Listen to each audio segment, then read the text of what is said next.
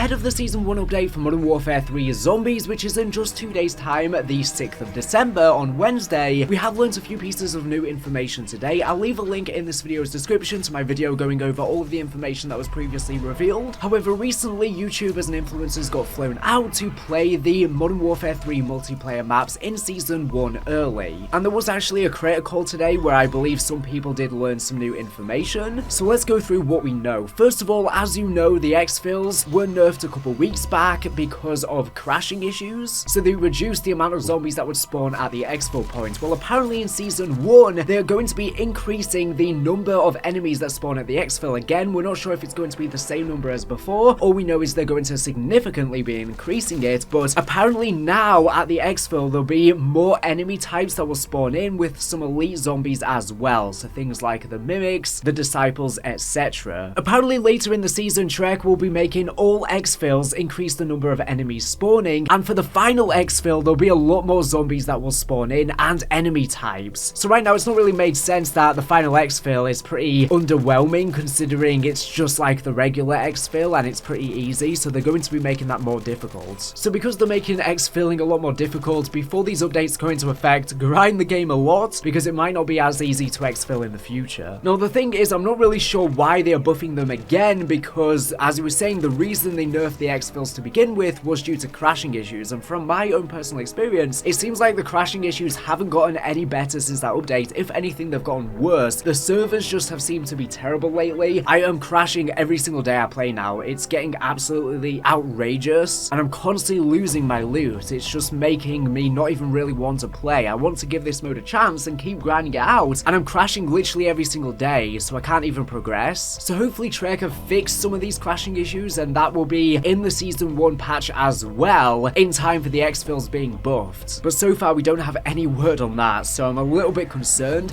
Now just for an update, since recording this video, we've learned some more information, and apparently Treyarch are working on many different stability fixes with the Season 1 update, and apparently they are also working on a system to keep your loot if you disconnect. And hopefully they manage to figure this out soon. This is huge news though, and I'm so happy about this because it has been such an issue, like I was just stressing. I'm guessing the reason it wasn't in the game just yet is because, of course, some people when they die, they might just turn off their internet or disconnect from the internet to trick the game into thinking they've disconnected. So I'm guessing maybe if you die, then it won't count if you disconnect at that point. I'm not sure exactly how they're going to get it to work, because they need to get it to work where it can't be exploited, where people can't force crash the game or force disconnects from the internet to attempt to keep their stuff if they die. The next big piece of information is that, of course, Act 4 is coming in Season 1, and we were previously thinking that in order to complete the Act 4 missions, you first need to do the missions 1 to 3. However, apparently you were able to do Act 4's missions without doing the prior 3 missions straight from the get-go, and I'm quite surprised they have done this. And it does seem like Act 4 will require you to go into the Dark Aether using these rifts, but these rifts are accessible regardless of the fact of whether you've done the prior acts. This is really good though, because the first 3 acts have a bunch of tedious missions which are basically just doing things you would do in the game anyways. It's trying to teach you all of the mechanics of the mode, but it's just so boring. And this way, players are just able to jump straight into the new story content with Act 4 without having to worry about doing all of those tedious tasks. I just hope that with Act 4, all of the missions are juicy and we're not just doing a bunch of repetitive stuff, similar to the first few acts. And apparently the very first mission of Act 4 will be a story mission, and it'll take you directly into the Dark Aether. I'm guessing though, if you haven't done the first few acts, it's going to be a lot more difficult, so it's still probably best to do those 3 first. There's apparently something new coming called sigils, which are consumable drops from completing tier 3 contracts. You can get them to go into the rift to enter the Dark Aether, and each sigil has 1 entry key. There are also Elder Sigil unlocks, which are for a hardcore version of the Dark Aether, for a much harder version, so I'm guessing the tier 4 zone isn't the default version. This is just if you get this Elder Sigil unlocked, so it's probably maybe tier 2 or somewhere in between tier 2 and 3 in terms of difficulty, especially if you don't need to do the first few acts. It can't be that difficult, but you have this hardcore version as an alternative. Apparently all of the new schematics that they announced are only accessible in the Dark Aether zone. There's no other way to get them, including the new Aether Blade. Like we already know, the Aether Blade is basically just a Hell's Retriever. This was already announced. It's exactly the same. It's just like a boomerang, essentially. And there is also a new Dog's Bone schematic, and this will apparently spawn in a tier 3 Hellhound, a friendly, which will of course revive you, for example, and you can of course get this from the kennels, but this is a way to do it without that Easter egg straight from spawn. This was not announced, but apparently legendary ether tools and flawless Ethereum crystals will be coming as schematics in season 1. This wasn't announced with the prior schematics, so this will mean you can fully up pack a punch your weapon and get it up to full weapon rarity as well straight from spawn. Now we don't know if these are coming straight away with season 1 or if they'll be a little bit later. I don't know why they didn't announce it previously. And the golden armor plate schematic is coming as well, which replenishes armor over time. So useful. Apparently the YouTubers were shown some sort of devil icon with blood, but they weren't given any indication as to what it actually is. We have more information on the VR11, of course the wonder weapon from Call of the Dead that is returning in season 1. People were kind of confused why they were bringing back this wonder weapon. Many people didn't really like it in Call of the Dead, but it's actually giving additional abilities now compared to the original, so you are actually able to shoot friendly players on the map, I guess your teammates and other strangers as well, and it will give them a damage boost as well as invincibility. So I'm guessing this will be a limited time thing where, I don't know, maybe 15 seconds, 30 seconds, they get a damage buff as well as they are immune. And this is really cool and is probably going to be useful in Act 4. I'm guessing there's going to be specific things and missions that will be made easier with the VR11, especially because we're now able to enter the Dark Aether via the rifts in season 1, and it's going to be very difficult in there because it's a tier 4 zone, so it's going to be even harder than tier 3, and this will probably help with taking out bosses in there, especially because we're going to have to fight the Gobblegums worm in the Dark Aether, probably even harder than the version that was in the end of Act 3, so this will probably help with that. If you shoot a mercenary with a VR11, it will just act like brain rot. It will be a friendly zombie that'll last for 15 seconds. However, if you shoot zombies with the VR11, it'll turn them into a mercenary. So does this mean they will start attacking you as well, or does it mean they will turn into a mercenary but then start shooting the zombies? I really hope they don't start attacking you. That would kind of defeat the point of the weapon, so fingers crossed. I think this also applies if you shoot a friendly after you've turned a mercenary into a zombie or a zombie into a mercenary, and then if you shoot them again, that is what will then give this damage increase and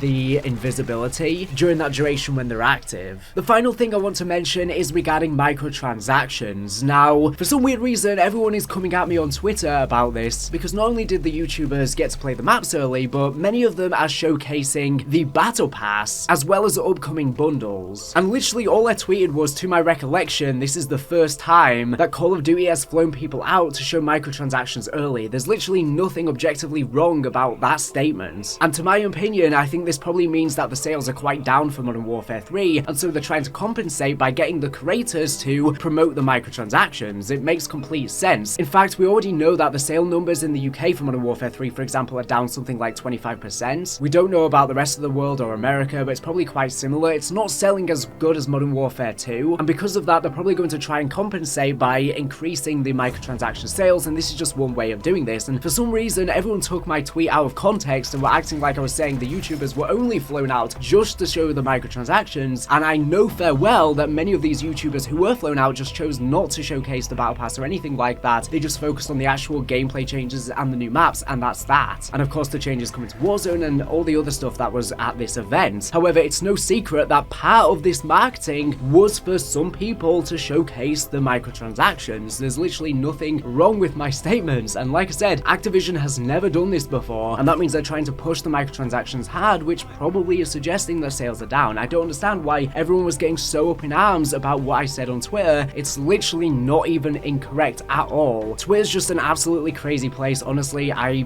really need to just get off that app entirely. It completely melts my brain, and I just get drawn into it all of the time, and I just wish I just didn't. It's a very unhealthy addiction. But let's talk about the microtransactions themselves. So first of all, there's actually a load of rewards for zombies inside of the battle pass itself. Now luckily these are one-time uses, so they are not schematics, they are acquisitions that you're able to get in zombies. You're able to get 2 flawless Ethereum crystals, 2 Shatter Blast ammo mods, 2 epic ether tools, and 2 legendary ether tools. So I'm glad that currently there's no schematics being sold as microtransactions. However, I really feel like this is just the beginning, and they're trying to test the water, and in the future they're probably going to have bundles, and even inside the battle pass there may be schematics, and if so, that's going to be really concerning. Now I understand that zombies is a PvE mode, there's no player versus player, so it's not pay to win, but it is certainly paying for an advantage. Now of course you can get all of this loot just by playing the game normally, normally anyways, but it is a way to, I guess, skip that, and luckily, like I said, it's just a one-time use thing. You can use these things twice each, and then that's it.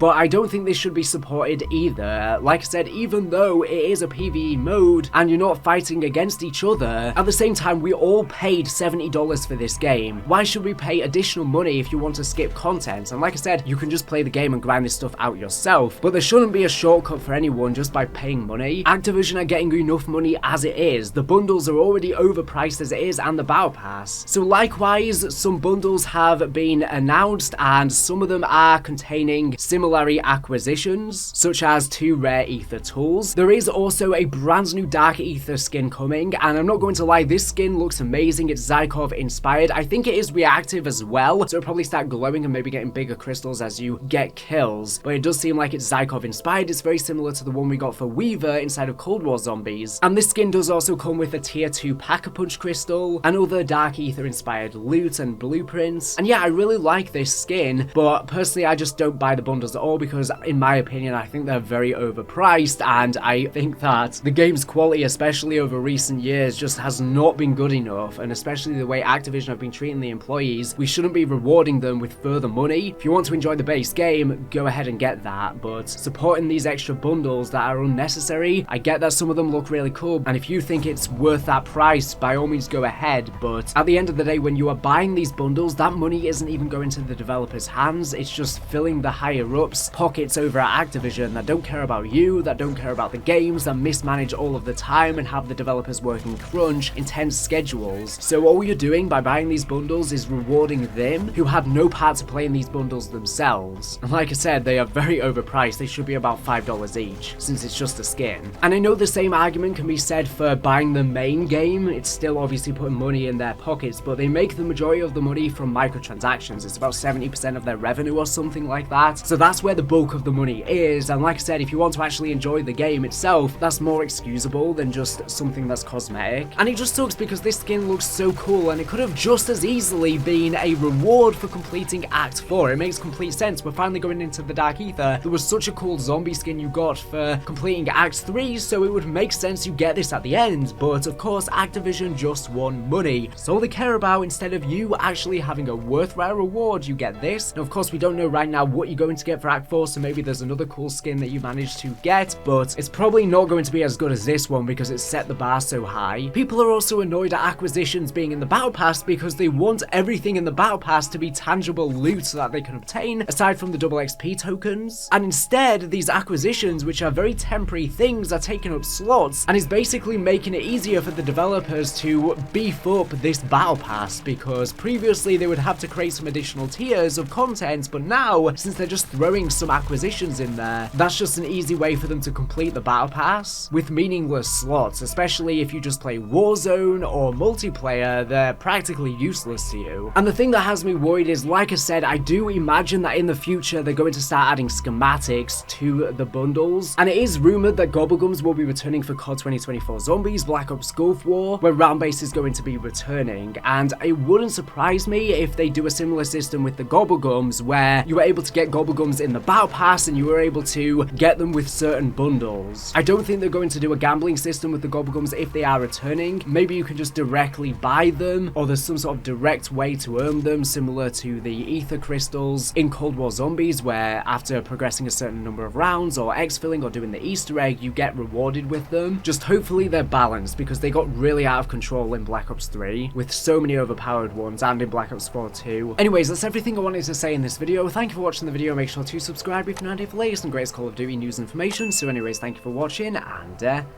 bye.